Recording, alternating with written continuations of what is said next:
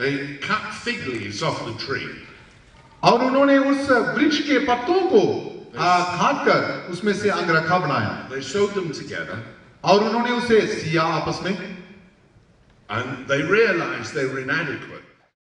And Adam and Eve tried to find an answer for their need. यहाँ पर इस प्रकार से हम देखते हैं आदम और हवा ने अपने आप को जरूरतों के लिए किसी प्रकार का वहां पर सुझाव ढूंढना चाहा.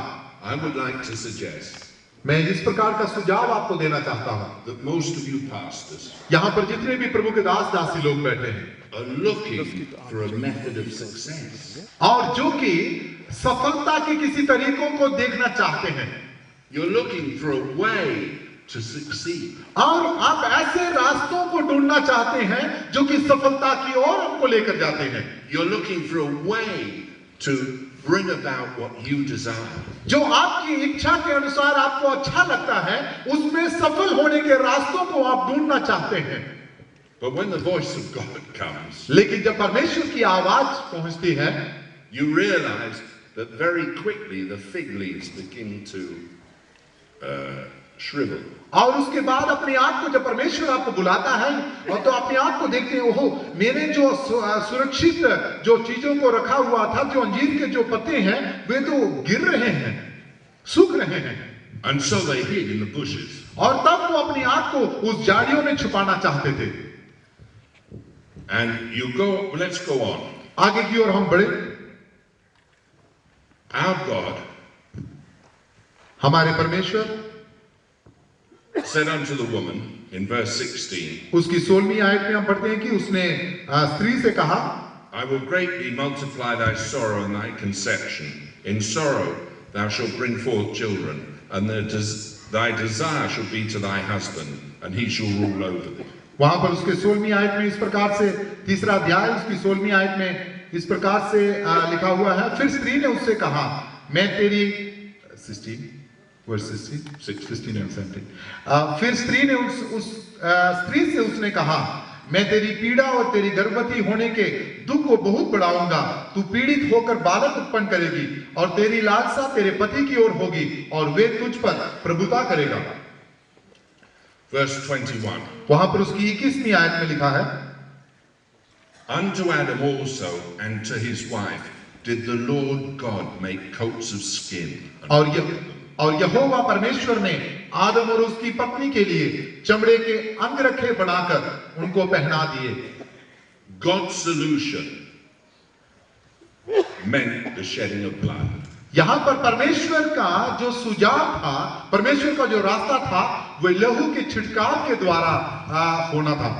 Without shedding of blood, there's no remission of sin. क्योंकि परमेश्वर का वचन कहता है कि लहू बहाए जाने के बगैर कोई भी उद्धार नहीं.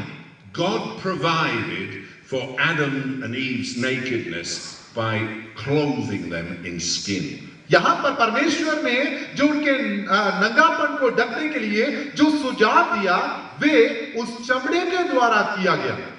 Now I want to point something out to you. यहां पर कुछ बातों को मैं आपका ध्यान केंद्रित करना चाहता हूं.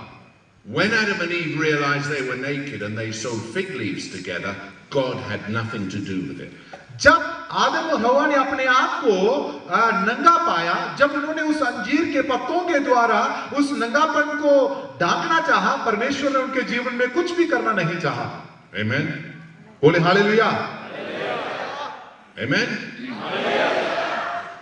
But लेकिन when God killed the animals and made clothes of the skins, Adam and Eve had nothing to do with it. और उसी समय जब परमेश्वर ने उस भेड़ को वध कर उसके चमड़ों के द्वारा उसकी चमड़ी के द्वारा जब उनको अंगरखा पहनाया, आदम और हवा ने भी वो भी कुछ नहीं कर सके. God's provision is God's provision. याद रखें, परमेश्वर की जो उपलब्धि है वो परमेश्वर की उपलब्धि ही बनी रहती है. Man's mistake is man's mistake. याद रखें, मनुष्य की जो गलती है वो मनुष्य की गलती ही बनी रहती है. God does not need our help to provide an answer for our need. हमारे जरूरतों के उत्तर के लिए परमेश्वर को हमारे किसी भी मदद की जरूरत नहीं है. Amen. बोले आमीन.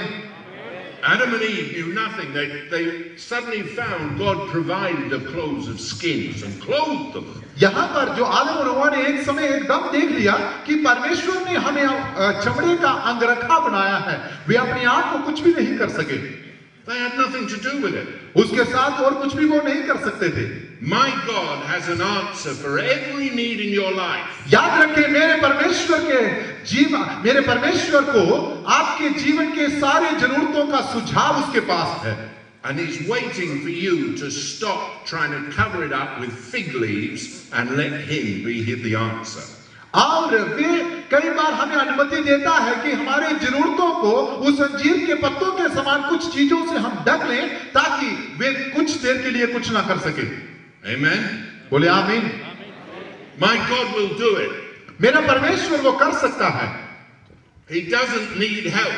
उसको हमारी कोई भी मदद की जरूरत नहीं है। He made an answer in Jesus Christ. और उसने यीशु मसीह के द्वारा ये कार्य को हमारे जीवन में किया है। There's redemption. याद रखें, एक बहुत बड़ा छुटकारा है उसके द्वारा। And it's all of God. और वो केवल वो परमेश्वर वो छुटकारे के बारे में जानता है। And nothing of us. उसके बारे में हम कुछ भी नहीं कर सकते। Many years. कई साल तक I've listened to evangelists. मैं बहुत सारे सुसमाचार प्रचारकों की मैं सुनता था। And they say this. वो इस प्रकार से कहते थे, Come and give your life to Jesus. वो कहते हैं कि आइए और अपने जीवन को परमेश्वर के सामने समर्पित कीजिए। Come and surrender to him. अपने आप को परमेश्वर के सामने आप समर्पित कीजिए। Wherever I go, जहां कहीं पर भी मैं जाता हूं, I tell people, मैं लोगों से कहता हूं, Jesus does not want your stinking life.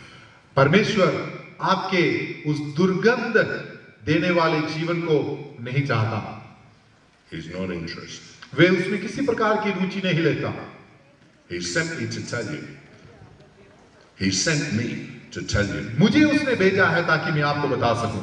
He wants to give you his life. वे अपना जीवन आपको देने के लिए चाहता है।